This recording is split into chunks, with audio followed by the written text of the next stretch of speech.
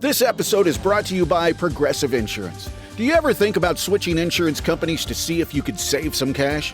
Progressive makes it easy. Just drop in some details about yourself and see if you're eligible to save money when you bundle your home and auto policies. The process only takes minutes, and it could mean hundreds more in your pocket.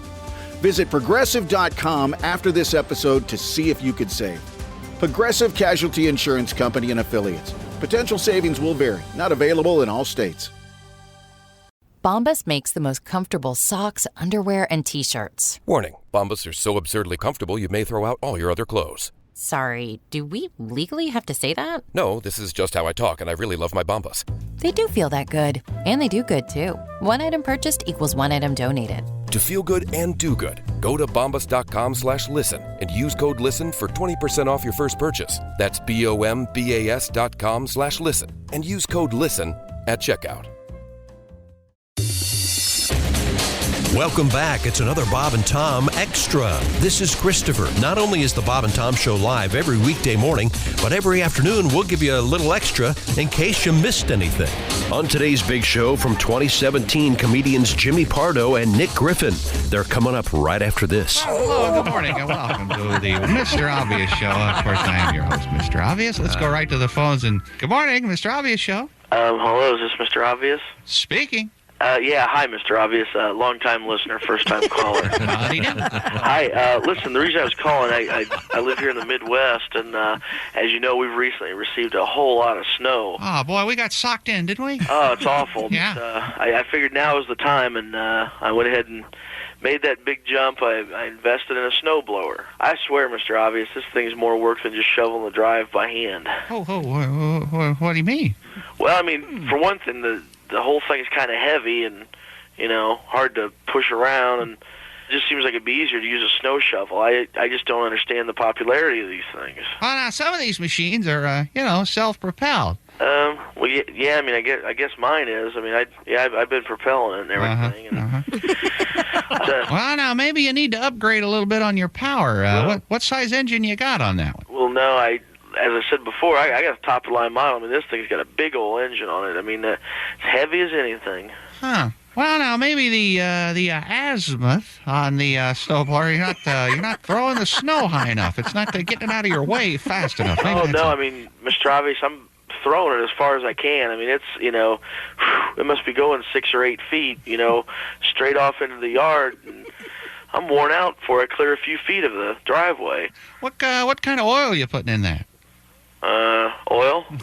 Yeah, oil. What kind of oil are you putting into the old engine there? I mean, I haven't put any new oil in there, just whatever was in there when I bought it. Oh, well, that might be your problem. When you start the engine, to run the snowblower, when it makes that noise from the engine. Mr. Obvious, can you back up there a minute? What was that part about starting the engine up? Well, you start the engine, of course, and you blow the snow out, and then, of course, you... You mean the snowblower does that automatically, then? Well, yeah, it's a snowblower. There's an engine, and it sucks the snow in and throws it out of your way, and it's kind of like a lawnmower, but for snow. See, it's got an engine on it. Wow, that'd be really convenient. Are you trying to tell me that you bought this top-of-the-line snowblower and you didn't realize the engine ran? Well, a lot of times I don't look at the manual. That's Sure. a great idea, though. Starting it up, you say. Yeah, start that baby up and it'll throw the snow out of it. So you've been dragging this snowblower up and down the driveway. Well, yeah, the tough part, though, is scooping it up in there and then throwing it out over my shoulder. Sure, that's going to be... Mr. Obvious, my back is killing. I bet it is. Well, Mr. Obvious, yeah. I'm going to go try that engine suggestion right now. Okay. Mr. Obvious? Yes.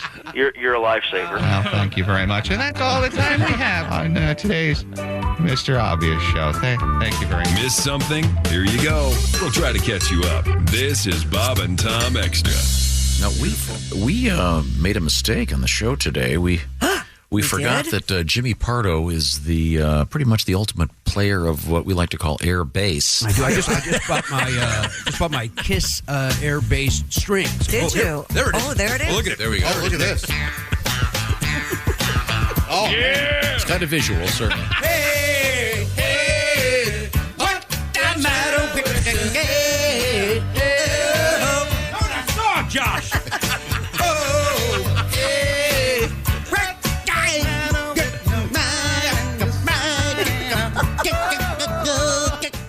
like you're having some kind of a What's up? some kind of a mental break. I played up like Stanley Clark. I played like Jocko. It's much more of a jazz. No, I'm not mocking you. I just was surprised. Up high like a gentleman. Yeah. You're down here. You're Jack Blades and Night Ranger. Pass. Up here like a gentleman. Yes, there you go. Like a gentleman. Hard pass. Like a gentleman. Jack Blades, don't be. Jack Blades is a good Nice bassist guy. who needs to raise his Really bass. nice He guy. plays it around his knees That's like a. true. Dee Dee played it way down low, too. Who did? Dee Dee Ramone. Right, Pat. It's a Really? look. Do we talk about their bass play, the Ramones? It's a look. No one does. Does everybody go, oh, you like the Ramones? Oh, they're bassist. Never. Bring it up. Get that slap going. Never happens. Would you like a different song? We could dig something else up for you. I Do thought you have a this favorite would bass go to- song? Well, that's it. That's when my you're favorite. doing air bass Redbone. on stage at karaoke bass night. It's always this that I bring the house down. Nobody's expecting to hear Redbone. No. This all started on your show. Remember what Redbone had...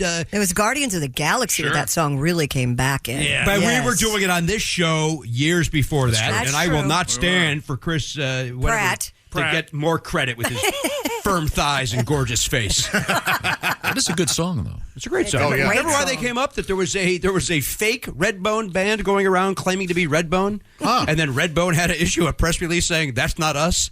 It's like, why is somebody ripping off Redbone? Well, because no one knows who they are, so they can get away with it. Get away with it. Never heard of him. I mean, that's what they're doing with Foreigner. How many of those guys can you pick? I saw Foreigner at the Hollywood Bowl. I don't think anyone would know anyone in that band except for the lead singer who's not going out with them. Lou Well, that's Green? right. But Yeah. Kelly Hansen's the lead singer now. I went to see him at the Hollywood Bowl, and I want you to guess how many original members of Foreigner are on that stage. One. Zero. Zero. They were literally foreigners to the band. Yes, they were literally So who they were makes a the cover money, band Tom? at the Hollywood Bowl. How can they do Cover that? band. Who's the guy that runs the band? Who's the? It's Lou Graham, Mick No, Jones. Mick Jones. Oh, Mick Jones Mick was Jones sick. is the guy from the band. So Mick He Jones was is sick. the owns one everything. guy that's usually in the band, but Mick Jones was sick that night, so they had this guy who tours along with them just in case Mick gets sick. And apparently I'm Nipsey Russell. And hello. Mick gets sick. The other guitarist has to do the licks. So it's sort of like seeing one of those Beatle cover bands. Yeah. Wow. But it's Foreigner. But they sell it as Foreigner, and you pay the price like it's a Foreigner. Yes. But I mean, Yeah. they've had like 400 guys in the band, right? Yeah, there's they're kind of and Chicago's they're kind getting of close to that faceless. too, where they have there's just 3 original members now in Chicago, and but they're all great. By the way, Chicago's better than ever, so I'm not putting them down. It's just it's not the original guys. Our art right. director, So, huge. Did Redbone? Are they still out there? I think the originals came back. They said, "Hey, we gotta Yeah, I ride think this they wave are of still pub." out there. That happened to Fleetwood Mac just before they really blew up. There was a different Fleetwood Mac out there without Mick Fleetwood. Wait a minute, and back John during McVie. like 77? Yeah, Really? Just before, there were 2 of them out there, and they had to I get a didn't know lawyer that. and go Not the after. bluesy one. But Peter Green's. Yeah, not the Peter. Bob yeah, Welch. There was. Oh, Bob Welch. There were Oh, 2 Bob of them Welch. out Yeah. at the same time. That'd be kind of a cool reality show. Welch always sang.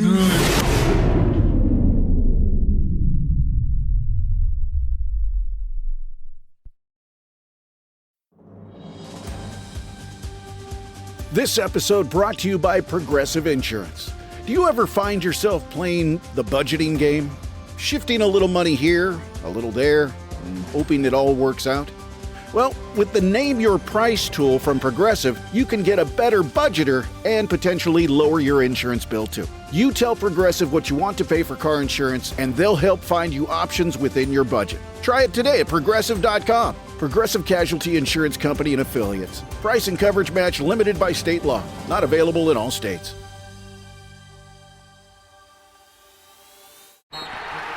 It's time for basketball, and Uber Eats is dropping deals on game day favorites to keep you locked in on the action. Like when you're craving a buzzer beater, but also buffalo wings. Or when an upset makes you want to ugly cry into a pizza.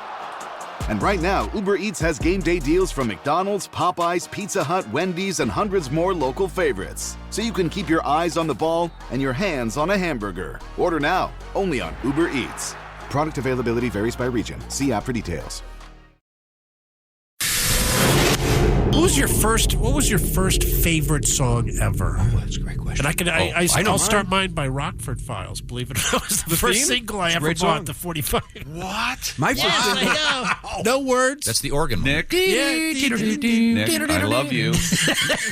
Don't tell that to anyone else. Okay? I just told it to millions. Mine was Black and White by Three Dog Night. That was my first 45. Mine was the Three Dog Night. Really? Mama told me not to come. Not Tom. That organ, man. Open up the window, let some air into this room. Not to get the room a little bit hipper, but as I like to do. Your first 45? My first song. This is the first song I ever bought. I bought it at. I bought it at Woolworths at the Van Aken Center, and I like this song. Here it is. Sugar, sugar, buddy. Not yet. Sorry. Here we go. Ready?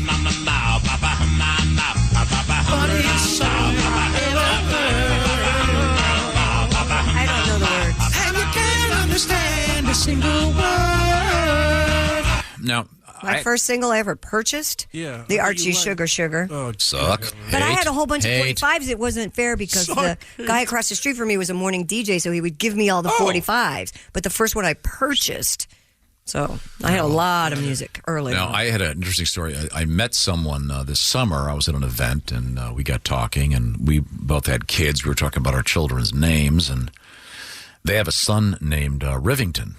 And I said, did you name him after the band that did Papa Uma Ma? Is that who does this song? And they said, sir, please leave us alone. I've never heard of that song. And they had not heard of the band. What? They had it? They hadn't heard of it? How dare they? That's weird. So what was your first grown-up album? I remember the very first grown-up album I bought. ahead. Deep Purple Machine Head. That was great the album. Mine turning was point for Bon me. Jovi, Slippery When Wet. Oh, you're a Yeah, child. you are a child. Mine was Styx Grand Illusion. That's a good one. Yeah, Mine was the Sorry. Cars' first album. that's a good one. Steppenwolf Greatest Hits. Boy, was that the 45? That joke's never funny. The Pusher Man. I hate when people make that joke. Oh, what's that one song? I Put like a gun that in your joke. mouth. I swear. I shoot him if he runs. The Pusher Man. The album I ever bought was The Doors. Very nice. It's a great album. Boy, you love or hate the Doors, huh? I mean, it's like That's not, you're not kidding. I love them, People but if you either love people or hate hate them, Chick, you want to step in here? What? Who? What? I wasn't The paying Doors? attention. the Doors. You got thoughts? I have LA never woman. liked the Doors. Not I yet. don't think Jim Morris can sing. I'm trying to sing. Tom loves the Doors. It's lost That was on your me. Bob Welch impression. I like the fact that Sentimental Lady? I like the fact that you can be so wrong and really have a lot of confidence. No, you know what? I'm not wrong or right. That's my opinion, and I'm okay if I never hear another Doors song again. Music That's is my like opinion. comedy. Everybody has a personal style, and That's right. Okay, I guess. not everybody appeals to everybody. The you heard Rivingtons. that opening to Riders on the Storm, that does nothing for you, Chick? Nope, nothing. Really? I love People Are Strange. Me too. Me too. Yeah, People Are Strange. Okay, well, wait a minute. I kind of like the music to Peace Frog. That's okay, but other than that. What about L.A. Woman? LA Then he- Woman, that's Then he comes terrific. in and urinates on the. Urinates on it. Is it Roadhouse Blues? Great song. I love that song. Yeah, you know, But that's L.A. Woman. That's not Roadhouse Blues. How about the end? How's the end sound, Chick? So at the beginning of Apocalypse Great Now, rock do you and put it roll on bands. mute? Yeah. So you don't hear this is The end. There's the end. Great song. Okay, I'm not going to argue with it. Was it? They just No, there's celebrated no what? argument. Tom, there's no argument. It's my They opinion. just celebrated what? Was it the 40th anniversary of the release of the Doors album? Is that what it was? Yeah. Very nice, friend. In case you're wondering more about the Rivingtons, Not really. No, not one person No in this one room is cares interested. about them but you. People are getting out of their cars. They're that disinterested. And their cars are still running on the highway. they're jumping off the They're bridge. jumping out. They're jumping roll. They're setting their hair on fire and then combing it out. Anything but to hear more about the Rivingtons. Now, can I you want to do- hear about the kid more than the band. Can you do the air bass to the Rivingtons? I don't know. I've never tried. No, Never- I know he can. I know he can do it. I don't think there's any bass in There it is. There you go. Nice. Oh, nice. Little run there.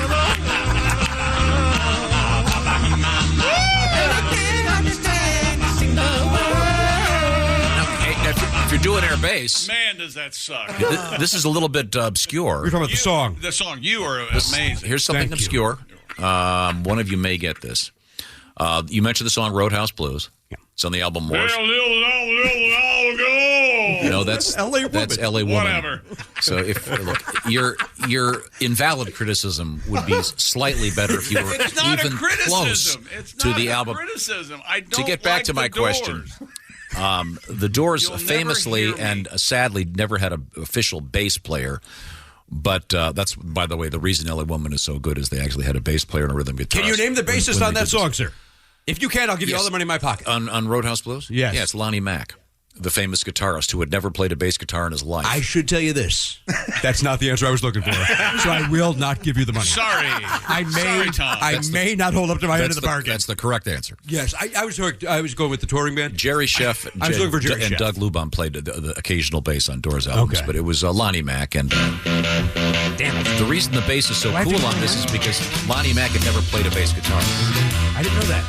Do you know who's playing harmonica? I'm going to go with Jerry Sheff again. I'm going to insist Jerry Sheff for every. Jim. No. Bob Dylan. Nope. Give us the initials. I know that you hate that game. JS. JS. I got to go with Jerry Sheff. No. John Schneider from the Dukes of Hazzard. Oh, that's Close. a great guess. Very close. That's a great Jerry guess. Seinfeld. It's Seinfeld's another great guess. Jerry Seinfeld. Jessica Simpson. The, originally uncredited. It's the great John Sebastian who's been a guest on this show. Yes. We welcome him back, don't we, Jim? The pinnacle of mediocrity, John Sebastian. Oh, my God. Are you out of your mind? No, it's my opinion. I have my opinion. And I'm so glad you can be confident and be this wrong at the same time. There's no right or wrong. You It's don't my- like Yes, that there Barry is. Lovin' Spoonful tune? Nope. Hot Town Summer in the City? Back of your yeah. neck, dirt, grit. Hot down. City. Now, I will admit, when I hear the song Welcome Back, Cotter, then I love it. I like it. I have it on a CD called Suddenly 70s, and it's terrific. Welcome Back. Barely singing, blah, blah, blah. Good tune.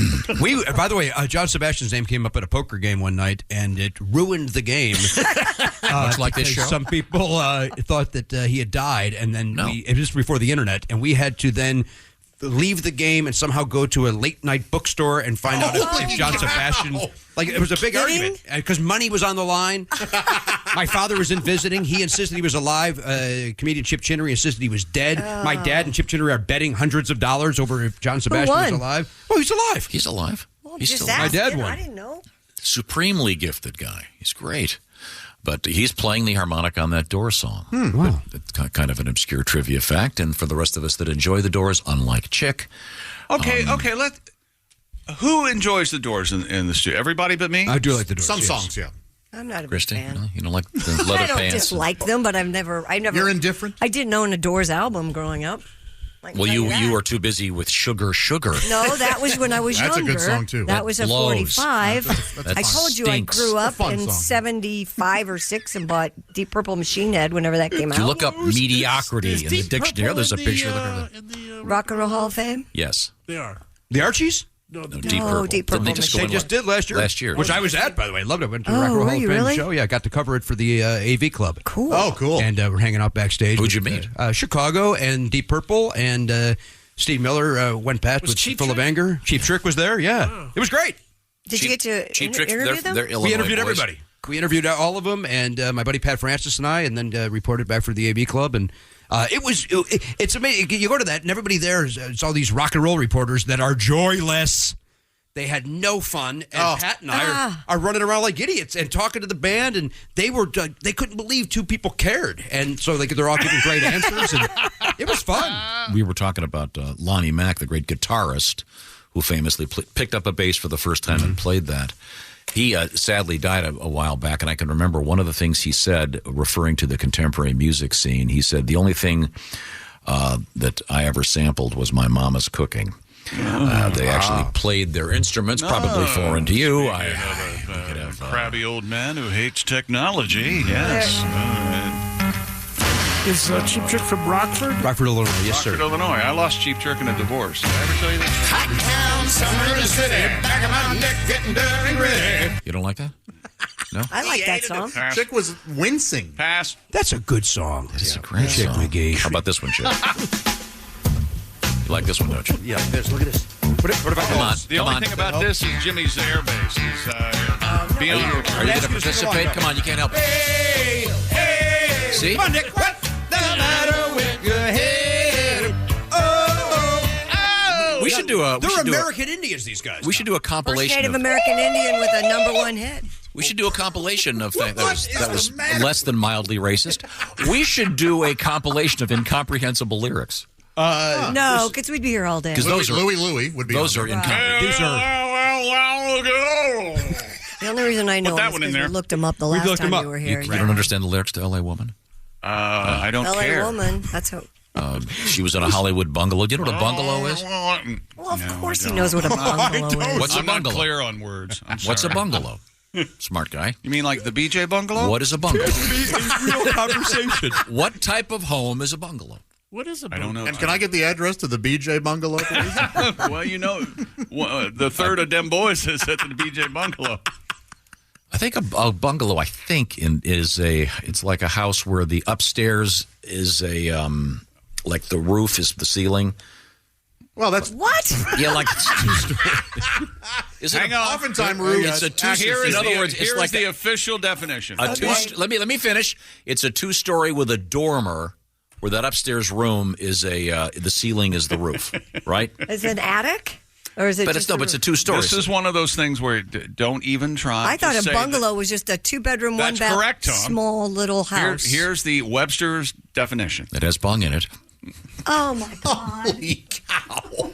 That's true. When you know what you call it. Bungalow is Latin. When you dig the basement. It means house of bung. That's right. A 1-story. By the way, I saw House of Bung open for the door. Oh boy, that was a show. That was a tour. That was a tour. Those guys, until they lost Eric, they were good. A 1-storied house with a low-pitched roof. Also, a house having 1.5 stories and usually a front porch. That's the definition. Oh, that would mean I'm right. Yes, Tom, you're right. I guess. It doesn't sound like anything you described. That doesn't sound like anything he said. A bungalow, I think. That's it for another Bob and Tom Show Extra. Catch us on iTunes, Google Play, and Stitcher. For Bob and Tom Extra, this is Christopher. Take care, everybody.